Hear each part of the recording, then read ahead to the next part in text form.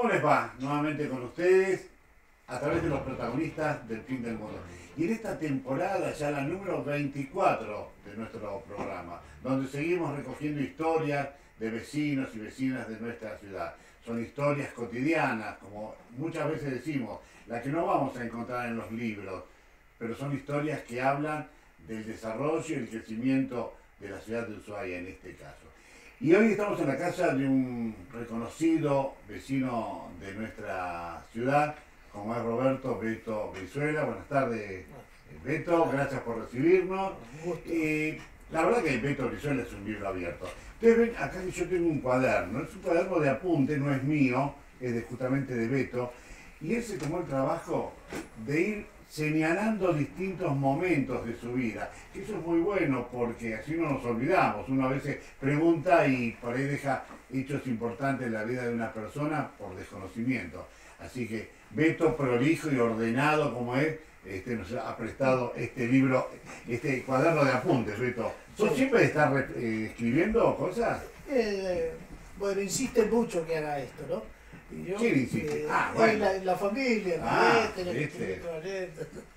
cosas, y bueno, de a poquito por ahí voy arrancando. Exacto. Es que, no sé si coincidís, pero son cosas importantes, está bien para la familia, pero uno apunta también a las nuevas generaciones, ¿no? Los más jóvenes, para que conozcan a vecinos, como en este caso es Beto Brizuela, que vivieron otras épocas de Ushuaia, cuando Ushuaia era un pequeño pueblo, si se quiere hasta una aldea, ¿no? Por la poca cantidad de habitantes. Sí, y la cosa era totalmente distinta. Sí, era otra vida. ¿No? Y vos llegaste, Beto, a los 9 años acá. A los 9 años, sí. Mi papá era militar, vino de Pasi. Mi papá ya conocía Ushuaia, porque él estaba embarcado en el Punta Loyola, un buque de la Marina, y en el año 50 empezó a hacer viajes en la Antártida, donde se empezaron a instalar las bases en esos años. Entonces siempre recalaban en Ushuaia. Entonces ahí es cuando mi papá conoció Ushuaia. Y después en el año 60 le pidió el pase a Ushuaia. Le preguntaban, ¿qué va a hacer Brizuela allá? Y ahí no me gusta. Le gustó el lugar. Y así caímos acá a Ushuaia. Pero hay algo, porque estuvimos charlando, los chicos iban preparando todo, que nos contaba tu hermana, el nombre... Marcela, y nos contaba de cómo hacía tu papá para seguir en Ushuaia y no tener que irse a otro destino, que es parte de la actividad de la Armada, cada 2 años cambiarlo. Contalo, ¿qué hacía? Y bueno, él trabajó de civil acá, ¿no es cierto? Y bueno, se retiró y después se incorporó de vuelta y después trabajó como personal civil. Claro. O sea, renunciaba, seguía trabajando acá y volvía a anotarse en la Armada. Claro. De una manera como personal civil. De quedarse. Y vos con 9 años viniendo de Buenos Aires, ¿recordás esos primeros tiempos en Ushuaia? ¿Cómo lo veías vos? Porque venías a lo mejor de una ciudad grande a esta pequeña Ushuaia. Sí, bueno, la primera vez que me subí en avión, por supuesto, ¿no? Me bajé del avión. Y lo primero que hice es ver las montañas. Para mí la montaña era algo que desconocido. Claro, desconocido. Y bueno, y eso fue mi primer impacto, ¿no? Y que después, bueno, la empecé a visitar, ¿no? A gran parte de ella. Y a explorarla. Porque si hay algo que relacionamos mucho a Beto Brizuela es justamente las expediciones, las exploraciones, que enseguida vamos a hablar. ¿Y en qué avión venían? ¿En los DC-3? Puede ser también como mucho. DC-4 de Marina. DC-4 de Marina, se iban cambiando, ¿no? Sí. Bueno, y se instalan aquí, ¿dónde se instalaron? Vivimos al barrio Almirante Brown, en la casa 410, que es la entrada a Ushuaia. Ahí, en la entrada al barrio, ¿no es cierto? Y lo teníamos de vecino a Marcos David, que era un italiano, que todavía seguían ellos acá, y bueno, ese era nuestro primer vecino. Bien. Y amigos de la época, pues estamos hablando 9, 10, 11 años, ¿quiénes eran tus amigos? Y generalmente yo fui al San Benito, ¿no es cierto? Ahí empecé yo a tener mis amigos. En el San Benito, que después se llamó Don Bosco. Y eran los chicos del barrio de ahí, de los que vivían cerca. Sí. Algunos, sí, estaba Moreira, Gordo Pérez, Sí. Diegues, Levinianco, esos eran Y sus los juegos, chicos que... como la de la mayoría, bueno, en invierno seguro, la nieve, el trineo, trineo, etcétera. ¿Y en verano qué es lo que hacían? y en eran excursiones, a caminar. Salíamos a caminar, salíamos al glaciar, el glaciar era nuestro... El glaciar de Martial. El glaciar de Martial, sí. Toda Sí. esa ida caminando, escalando. Sí, íbamos, sí, a distintos, en el bosque. Si no, los días lindos nos íbamos a Bahía Golondrina.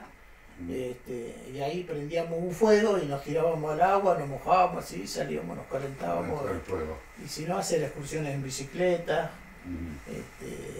Y bueno, andar a caballo, por supuesto, también. Disfrutar del entorno, ¿no? De la Disfrutar de naturaleza. lo que te ofrecía el lugar. Sí, sí. Bien, y claro, vos estás hablando de Bahía Golondrina, todos conocemos Bahía Golondrina, pero hoy es parte de, no digo del centro de la ciudad, pero que está integrada a la ciudad. En Claro. esa época, ¿qué era Bahía Golondrina? Y era como alejarse de la ciudad, ¿no es cierto?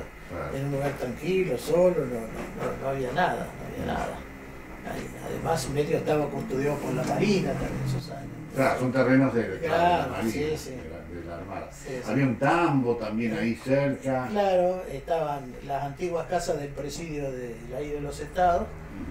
Algunas casas se instalaron ahí, porque ahí fue donde se instaló, cuando se trasladó de Cook, en el año 1900, fin de 1902, se instalaron ahí las primeras casas y ahí se instaló el presidio. Claro. Estaba. Era presidio El militar. presidio militar. Exactamente, Sí, sí. se quedaron algunos Claro. vestigios. Y la vida en familia, ¿cómo está compuesta la familia? Mamá, papá y ustedes.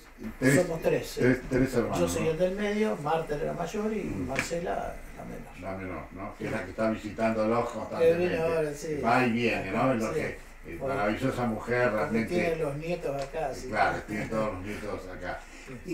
Y hoy tu familia, ¿cómo está compuesta, Beto? Bueno, yo me casé con Nil. Trabajadora de vialidad. Trabajadora de vialidad, Sí. ella. Bueno, ella era viuda, tenía 2 hijas, así que criamos a Graciela y Karina. Las dos ya se casaron, tienen hijos, bueno, tenemos nietos y bueno, Karina anda por acá todavía y Graciela ya anda por Córdoba ya jubilada. Ah, ya jubilada. Bueno, Beto, enseguida vamos a seguir charlando, ya hablar un poco de esto que yo creo que es tu pasión, esto de las expediciones que has realizado con tanta gente. Enseguida seguimos con Beto Brizuela.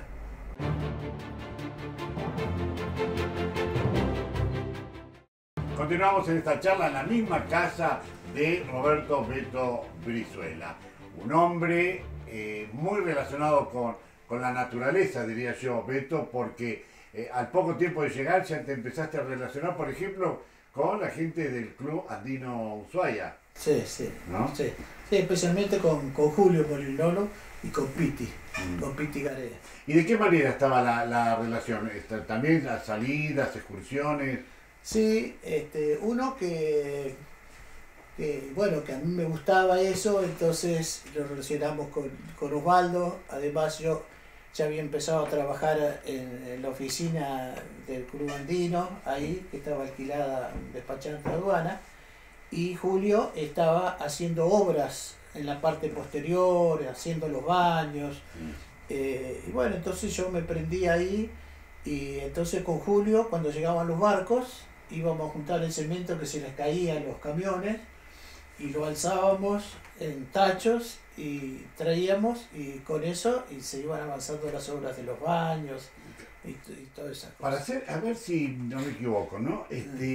Porque yo mi archivo de fotos me parece que tengo. Estamos hablando de la sede del Club Andino que estaba frente al colegio José Martí. Claro, al lado de la casa de Molinoro. Al lado de la casa de Molinoro, esto es en la calle Fadul, entre Maipú y San Martín. Y ahí recuerdo fotos de Antonio Wallner trabajando también en los cimientos, ¿no? Sí, sí. Bueno, Ahí en esos años estábamos con Julio Molinoro. Con Julio. Y Julio Molinoro tenía un albañil también que le ayudaba, le cobraba barato, entonces O sea que ese club realmente nació con el esfuerzo de los socios, de los primeros socios sí, y sí. fundadores. Sí, sí. Eso Nosotros hay que teníamos que destacarlo. separar por ahí el maíz que venía mezclado con el cemento que juntábamos del muelle cuando se caían las bolsas. Mirá, así que estaban ahí atentos en el muelle. Sí, ¿Y cómo lo transportaban? ¿Qué llevaban? ¿Unos íbamos con baldes? la camioneta con balde y lo tirábamos un tacho de 200 litros y ahí Y llevarlo después para el traíamos. club. Bueno, y por ahí hablabas de despachante de aduana.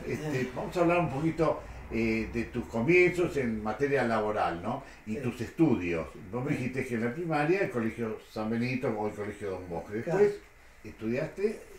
Después estudié en el José Martí, que llegué hasta tercer año, nomás. Ahí ya me dediqué a trabajar y dije, bueno, no era mi estudio para seguir mucho y bueno. Pero bueno, pero al principio estudié dactilografía y en el San Benito había un profesor representante de la Academia Pitman, era, Las academias Pitman.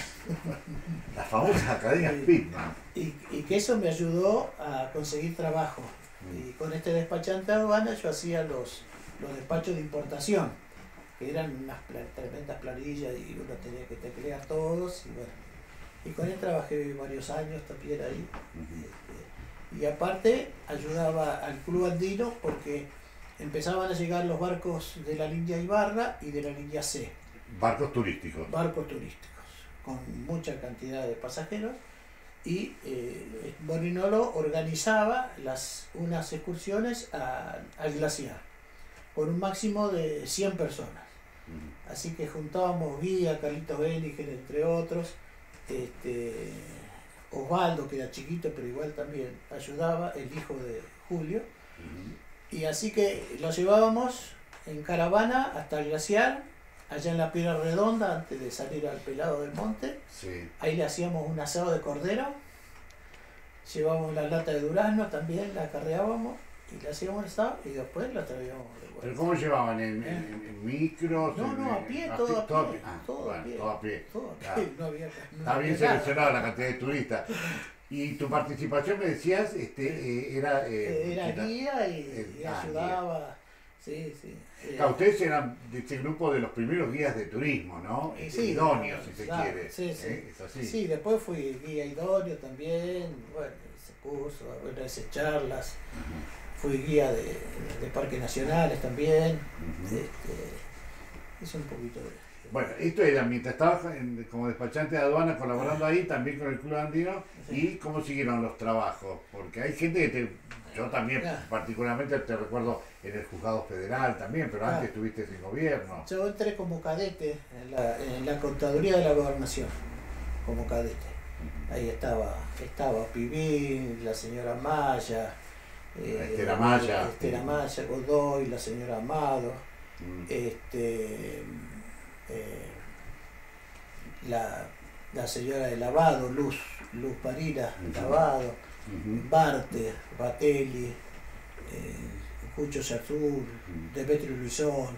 Todos ellos ahí Todo- en contaduría la de contaduría, gobierno. claro. Y Y bueno, y de ahí yo era el cadete, así que tenía una bicicleta designada y yo andaba en bicicleta repartiendo y qué sé yo. Y así trabajé casi 10 años. Ujú. 9 años. Después ya pasamos a las máquinas mecanizadas, que ya empezaron las computadoras grandes que se guardaban en cassette, información. Para eso tuve que ir a Comodoro Rivadavia a hacer un curso con unas marcas, con las Olivetti, que era una Mercator, se llevaba ahí. Y ahí empecé y después dejé la gobernación y estaba ya en el juzgado. Ujú. Había entrado en el juzgado. Y después, cuando se crea el museo, que el museo empieza, bueno, por la asociación Jani, que Sí. también tuve un poco de participación ahí, y entré al museo desde su inicio, en el año 80. Ujú. Y ahí estuve 9 años más en gobernación, hasta que, bueno, por una razón económica y de trabajo, que tenía 2 trabajos y me costaba cumplir algunas veces, me quedé con el juzgado. pero siempre seguí conectado al museo, ¿no? Ujú. Porque había hecho buenos amigos ahí. Exactamente, ¿no? Una institución que realmente podemos considerarla como pionera, porque si bien el museo abre sus puertas en 1979, ya mucho antes nos cuenta la historia, por ejemplo, Ernesto Piana, que se quiso crear este museo y siempre se fue postergando. O sea que tiene una historia previa muy, muy interesante. Y entraste, vos me dijiste el museo en 1980. En el 80, cuando empieza el museo. Cuando prácticamente empieza el museo. Bien. Y entonces dejás el juzgado y te dedicás a trabajar en el museo No, directamente. al revés, dejé el museo. Dejaste el museo y seguiste en el juzgado, perdón. Que me jubilé en el año 2000. Bien. Sí. Bueno, en los años del Club Andino también hicimos la pista esta de acá, ¿no es cierto? La Sí, la que pista está acá de nomás, esquiar, claro, la que ya no se usa. claro. Subimos las columnas.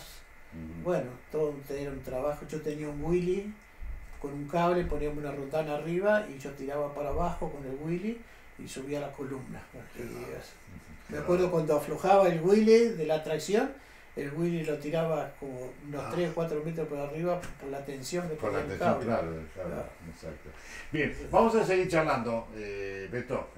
Vamos a dar una pausa, Bueno, enseguida volvemos.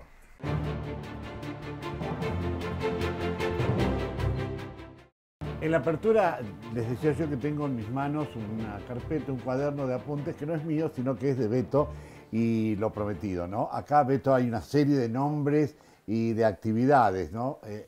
Muchos conocemos a Roberto, a Beto Brizuela, por sus trabajos más que nada en el museo, tal vez es lo que más se ha destacado, ¿no? sí, puede ser. Sin desmerecer las otras Sí, actividades.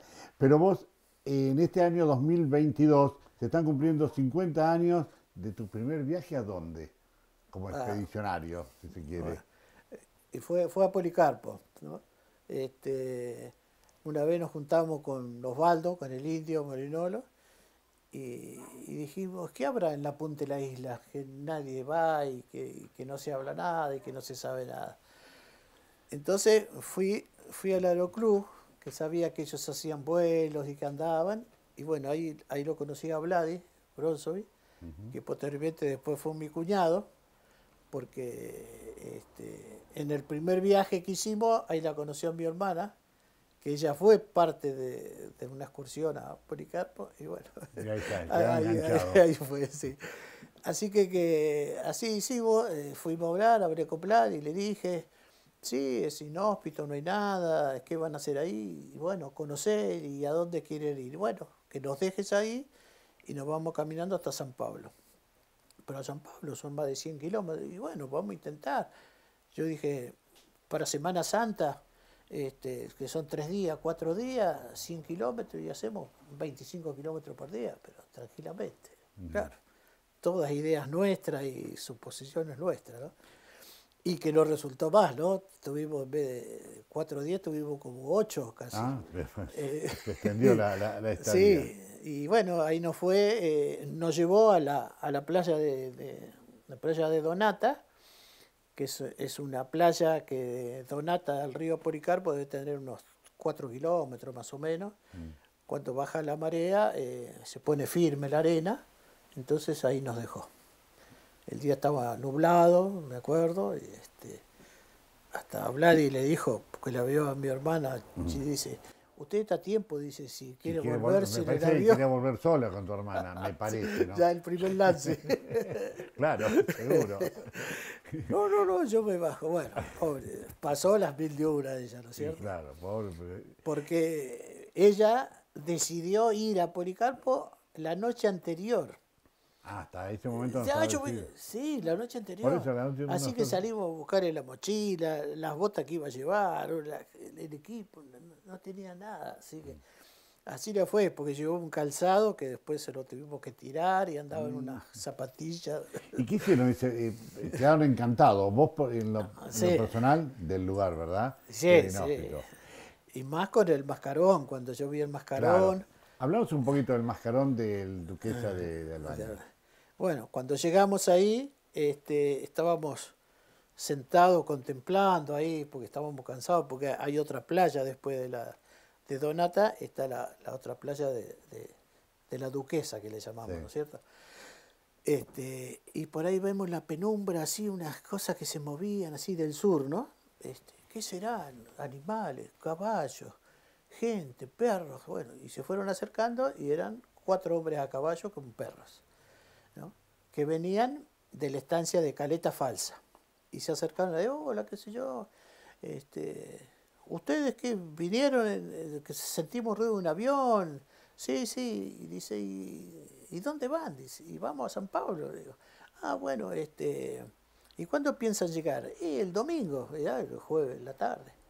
Ah, el domingo de la semana que viene. No, no, este domingo. No, no llegan, me lo dijeron, ¿viste?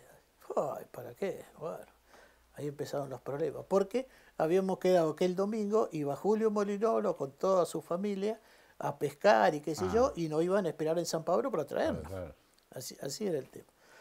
Bueno, a partir de ahí, bueno, empezamos a caminar un poco más, bueno, nos quedamos sin comida, nos encerró la marea, bueno, nos pasó de todo en el viaje, pero igual, yo siempre con la costa, ¿no? No me alejaba de la costa. Los animales salvajes me dijeron, tenés cuidado con los animales salvajes porque si se asustan te atacan. Así que si nos metíamos en el bosque hacíamos ruido, qué sé yo, hacíamos lo que podíamos. Y caminamos casi hasta la tardecita, así, que yo me acuerdo que mi hermana dice, ahí hay toros. Y nosotros decíamos, no, son arbustos, no, pero esos arbustos se mueven, decía, ¿no? Ya tenían y eran toros, sí, sí. Pero por suerte no tuvimos problema con y eso. siguieron avanzando y me hablabas del mascarón que descubren. Claro, bueno, estábamos en el Mascarón, claro, y nos subimos al Mascarón y qué sé yo me acuerdo que me subí al Propao, que está en el museo ahí, y le puse Beto 1972. Me acuerdo, y lo recorrimos todo, me fui hasta abajo en la proa y encontré un tapón de vidrio. Dije, porque algo tiene que haber, alguna cosita. Así que bueno, está en el museo el taponcito de vidrio. Así que estaba bastante entero el barco. Sí, estamos hablando de 72, 50 años atrás, no había los desmanes que después se produjeron lamentablemente. Sí, contame. No, y bueno, cuando volví a Ushuaia, mostré las fotos, y ahí fue un poco el inicio de hacer algo, de que ese mascarón que no se pierda, porque ya le faltaba la cabeza ya. Ya le habían cortado la cabeza con un serrucho, pero el gobierno la pudo ver, la rescató y la tenía en custodia. Bien. Entonces, ahí se pergeñó un poco la idea de esto tiene que exhibirse y tiene que estar en un museo. Claro, claro. Y ahí empezamos a reunirnos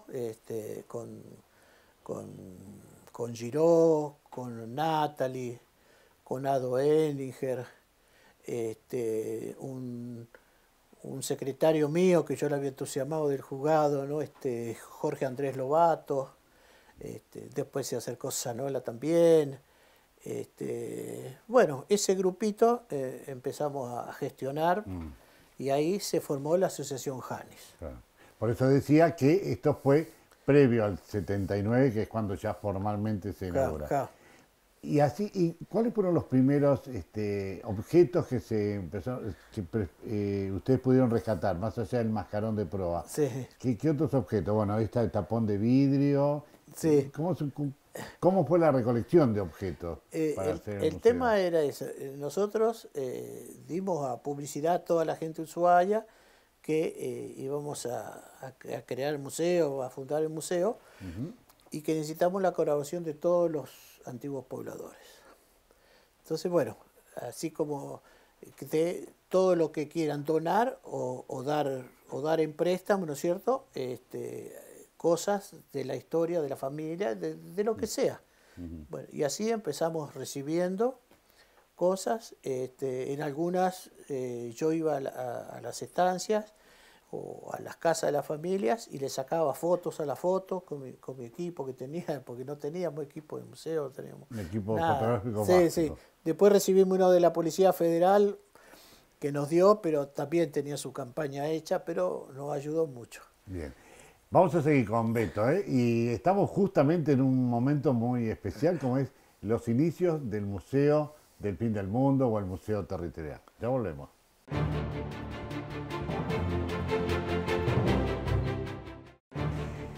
Yo les puedo asegurar que es muchísimo lo que hay acá, escrito por Beto, y yo ya sé que vamos a tener que tomar un compromiso de hacer una segunda parte en otro momento, con vos, Beto, porque hay mucha historia. Porque cada nombre, cada apellido que pones acá tiene un momento especial en tu vida, ¿no? Vos nombrabas a Natalie, ¿verdad? Sí. A los Lovisolo, al indio Lovisolo, y hablamos del museo y de la asociación Hani. Sí. Pero también veo acá a Ann Chapman, a Buddy, bueno, Buddy lo mencionamos, ¿no? Y distintas expediciones, y la de los estados, más allá de Policarpo. ¿Te gustaba esto de ir y venir, no constantemente? Conocer. Esa era para conocer. Y así has conocido prácticamente toda Tierra del Fuego, sí, ¿no? toda la parte argentina como chilena. ¿Y con Ann Chapman has tenido relación? Sí, sí. Chapman, una antropóloga muy conocida. Sí, ella estaba muy dedicada a los indígenas, especialmente a los zonas, la parte norte. Ella hizo una expedición a los estados con Vicky Orwis, también un amigo que falleció. Y después con ella participamos en una búsqueda para salvar restos arqueológicos, sí. Cuando se empezó a alinear un poco mejor la ruta que iba a Harberton, por toda la costa, ensancharla, le hicieron cuneta y eso, y ahí se destruyeron muchos concheros, muchos. Entonces nosotros todo un día estuvimos juntando material, ella lo iba clasificando, lo iba llevando, y fuimos haciendo un relevamiento de todo eso. ¿Y con Natalie también mucha relación de participación en investigaciones? Y con Natalie Buda. Los primeros viajes los hacíamos a la zona de San Sebastián, desde Lito 1 hasta Bahía San Sebastián, recorriendo todas las playas. Íbamos con la camioneta, acampábamos con carpa y caminábamos todas las playas buscando esqueletos. Todo tipo de esqueletos que encontrábamos, los registrábamos, si lo podíamos traer lo traíamos. Y bueno, que después están todos reflejados acá en el museo, ¿no? Exacto, todo esto iba al museo territorial, al museo del Fin del Mundo. Sí, al museo, y para la colección que ella también estaba. Natalie, claro. Y hablar un poco ya entonces del museo. Estuviste obviamente el día de que se anuncia o se inaugura oficialmente el museo, ¿no? Sí, sí. ¿Cómo fue ese día? Bueno, ese día fue muy emocionante, la verdad que tuvimos mucha colaboración, mucha colaboración del gobierno también, ¿no es cierto? Claro. Porque tanto el ministro de gobierno como el subsecretario, parte del gobernador y mucha gente te gustaba todo ese tema, entonces nos apoyó mucho para todo lo que había que hacer, ¿no es cierto? ¿Y quiénes fueron tus compañeros, los primeros que integraron el museo? Y bueno, Sanola, Luis Sosa y yo éramos un medio los cabecillas del tema, ¿no? Y después estaba Ramón López, estaba Arturo, José Leñú, fueron más o menos los laderos y los primeros. Bien. Y después teníamos otros empleados que venían o que mandaba gobierno. Perdón, no te voy interrumpiendo porque voy recordando cosas. Fue un momento importante para el museo la cantidad de expediciones que ustedes han realizado, ¿no? Eran bastante seguidas, cada verano era hacer una expedición. Claro, después se fue perdiendo un poco el tiempo. Hacíamos campañas. Campañas. Claro, que se denominó POAF, así, ¿no? Y entonces íbamos a toda la punta de la isla. Buscábamos con la colaboración del CADI, arqueólogos, antropólogos, ingenieros forestales, biólogos. Entonces hacíamos grupos de expedición, todo organizado con gente, con colaboradores, y íbamos a Donata, que era un lugar ahí donde está el río Policarpo, íbamos a Caleta San Mauricio, a Bahía Buen Suceso, a Bahía Valentín y a Bahía Aguirre. Ese era todo el contorno que nosotros, y hacíamos todas expediciones ahí. Esas expediciones se formaban por grupos de 6, 7 personas. Entonces el museo era el encargado de conseguir equipo, compraban los alimentos, a mí me tocaba toda la parte logística, de preparar todas las bolsas para dar a cada uno, dejar en los puestos que iban caminando, que tengan cada 2 o 3 días una bolsa para comer, y todo eso lo repartíamos con un helicóptero, todo con una bolsa, y hacíamos toda esa distribución. Hicimos 3-4 años de esas campañas duras, ¿no? Pero muy fructíferas. Bueno, hay que destacar que gracias a ese trabajo, fruto de ese trabajo, de ese esfuerzo, porque no deja de ser un esfuerzo por las largas caminatas, horas y horas, hay trabajos muy interesantes que sirvieron para, por ejemplo, el Cadix, ¿no? Como Claro, para, sí, sí. Sí, se abrió la ventana de más o menos de lo que había como para poder ir haciendo. O sea, queda tierra y no estamos hablando tanto en el tiempo, está bien, la década del 70, 80, pero que no estaba explorada realmente la isla, ¿no? Sí, sí. Más allá de pasar algún que otro barco y velero y nada más, pero no en profundidad, creo yo. Claro, ¿no? sí, sí. Cuando nosotros hicimos unas campañas en Buen Suceso, porque hicimos un rancho para Buen Suceso, hicimos un rancho para Bahía Valentín, que lo hicimos ahí afuera en el patio del museo, con la ayuda de todo chapas o descartes que quedaban de los intebus que íbamos a... O sea, era un especialista, cemento que estaba suelto, Beto lo agarraba, chapa que quedaba, sobraste, lo agarraba, todo sirve, hacíamos todo se paneles, recicla. todo, así. Sí, se aprovechaba. Así que hicimos, y al puesto de Donata, que era un puesto muy antiguo, ese lo refaccionamos también para que ellos tuvieran un techo cuando se hacían estas campañas. Y Bahía Buen Suceso, ahí recalan mucho los veleros que vienen andando, porque es un reparo, y más cuando estás en la boca del Lemer, Sí. si hay, ellos se refugiaban ahí, y ahí bajaban para provisionarse de leña, para provisionarse de agua. Entonces era una visita de esos. Cosa que para mí, ¿no? La Marina vio eso y posteriormente después puso un puesto de Marina ahí en Bahía Buen Suceso. También has incursionado en la Antártida, Beto. Sí. ¿Cómo Sí. fue eso también contar? Bueno, nosotros con mi viejo atendíamos mucho acá a LADE, ¿no es cierto? Líneas aéreas del Estado, con los Fokker, traía los pilotos, había una conexión muy importante. Y conocía, y bueno, y una vez a un piloto le dije que yo estaba interesada por ahí, que me gustaría conocer la Antártida. Bueno, dice, yo te voy a avisar. Entonces un día me llama y me dice, me voy a la Antártida, estoy en Gallegos, así que mañana anda a la pista y le decís al comandante del Fokker que te lleve a Gallegos, y de ahí salimos para la Antártida.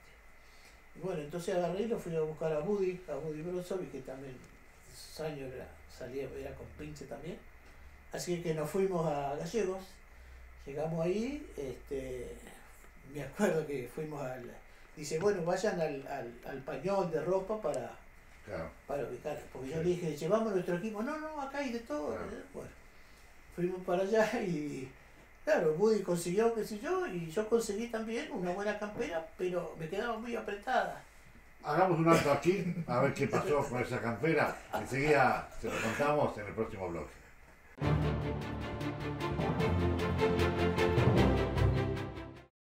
Estamos ya en la última parte del programa de hoy, en esta charla, en esta entrevista con Roberto Beto Brizuela, y nos quedó del bloque anterior el tema en Río Gallegos. Buddy se puso la ropa antártica, vos, y qué pasó a la campera.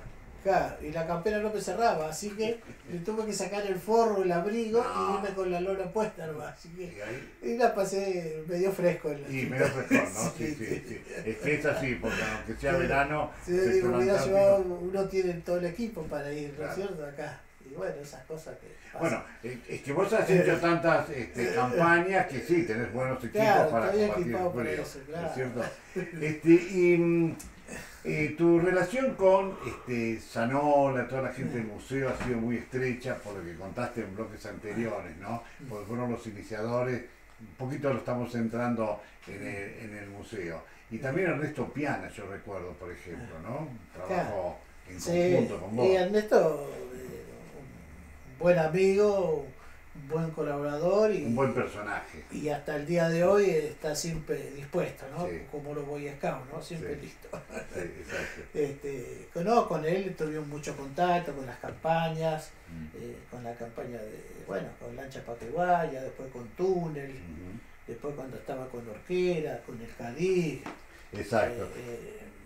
Ir al Cadí que era como ir a nuestra casa, porque él nos recibía, Ujú. era el anfitrión nuestro, ¿no? Para Exacto. lo que sea. Y de tantas campañas, Roberto, por ir cerrando, ¿no? Sí. Tantas campañas, expediciones, más allá que supongo que la que más recordaste es la primera cuando fuiste a Policarpo, ¿no? Sí. Pero hubo alguna así, un poco difícil, por la travesía se hizo muy difícil, porque se encontraron con inconvenientes, ¿o no? ¿Hay alguna en especial que recuerdes? Bueno, hicimos la campaña, hicimos una caminata con Osvaldo y con Daniel Warner. Salimos de Moat con la intención de ir hasta Policarpo caminando, ¿no es cierto? Y bueno, nos tocó mucho mal tiempo, nos metimos a un bosque que nos destrozó todo, las camperas, qué sé yo, y cuando llegamos a Bahía Aguirre, nos dimos cuenta que ya habíamos pasado la mitad del tiempo que teníamos para llegar a Policarpo. Así que tuvimos que pegar la vuelta, ¿no es cierto? Y bueno, y en ese había que, por ejemplo, si se largaba a llover, teníamos que parar. Me acuerdo que nos agarró mucha lluvia, nos mojamos mucho, teníamos que parar, hacer un fuego y tratar de secarnos, de mantenernos. Cuando acampábamos a la noche, así mojados, al otro día nos vestíamos con las botas llenas porque en esos años no había el equipo que había ahora, ¿no es cierto? Así que todos mojados a caminar y después a la hora que uno más o menos entraba en calor, buscaba un lugarcito, ahí parábamos, prendíamos fuego, desayunábamos y hacíamos ese tipo de actividad, ¿no? Después para cruzar el río López, ahí en Eslogue también nos costó casi todo un día para vadearlo porque era muy profundo, muy correntoso y tenía el agua turbia, entonces vos no sabías qué es lo que pisaba y qué sé yo, y eso casi desnudo lo tuvimos que cruzar, ¿no? Yo quería que Beto contara esta historia porque estamos hablando de muchos años atrás. Hoy esta expedición, esa campaña se realizan, pero por suerte con equipos con otra cosa. más nuevos, más modernos, que nos permiten que las campañas sean totalmente distintas, pero que es como recordar, ¿no? Y todo esto sabemos que Beto lo transmite a los demás, porque has dado muchas charlas a chicos y adolescentes, ¿no? Sí, sí. Eso es así en las Sí, escuelas. Sí, más de una vez. Sí, exactamente. Sí. Y fruto también de reuniones que yo sé que has tenido con descendientes de los primitivos habitantes, ¿no? Sí. ¿Cómo fueron esos encuentros con Enriqueta, con Rafael Ariston, con Arteaga, creo que también? Bueno, a don Segundo Arteaga yo lo visitaba en el asilo, allá en Río Grande, y estábamos, una vez coordinamos con Estela Stefanici, que estaba en Río Grande, que estaba en el mismo tema también, y nos juntamos con Enriqueta, con Rafaela, los tres, y después se unió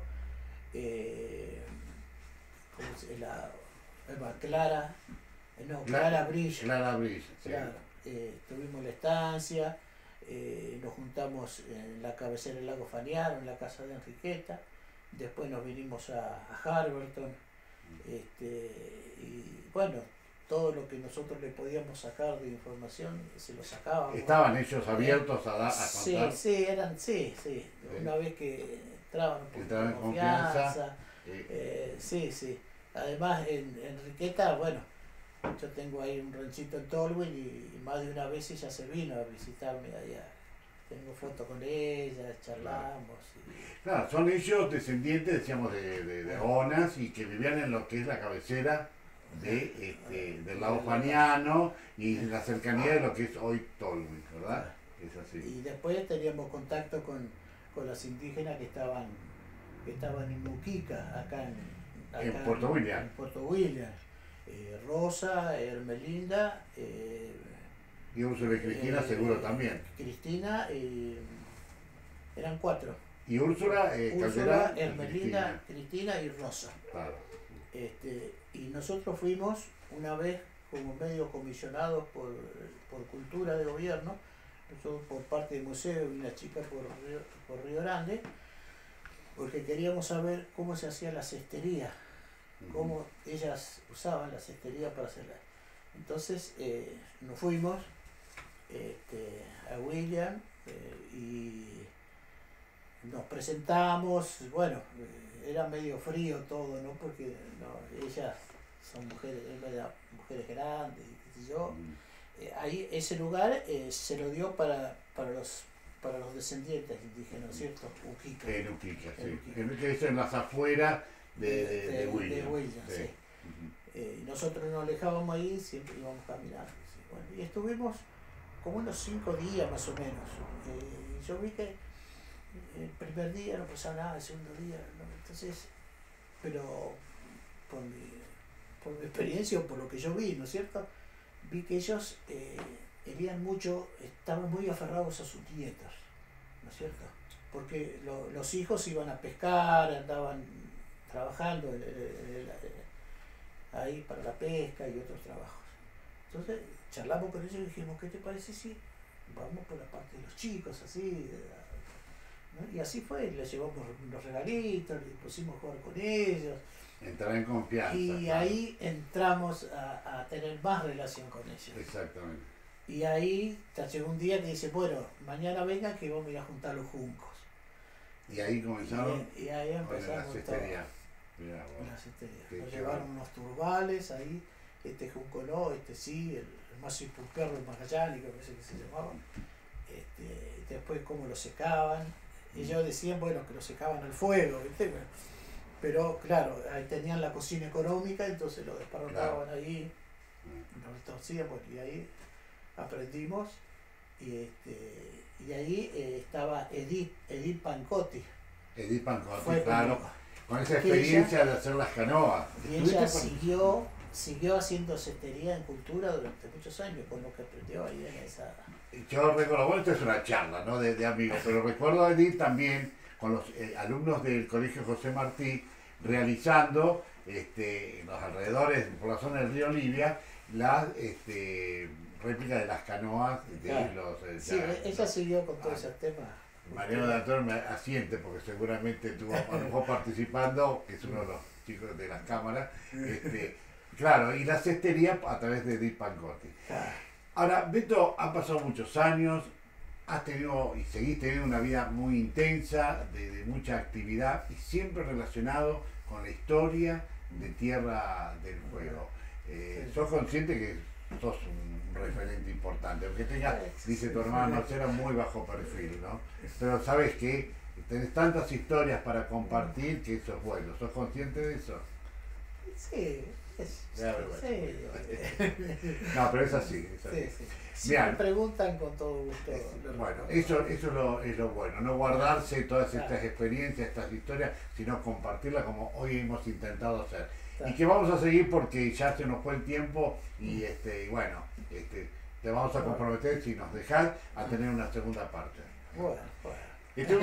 Muchas gracias a vos y prestarnos tu casa para esta entrevista. Bienvenidos. Y con ustedes reencontrarnos como cada semana a través de los protagonistas del Fin del Mundo. Muchas gracias.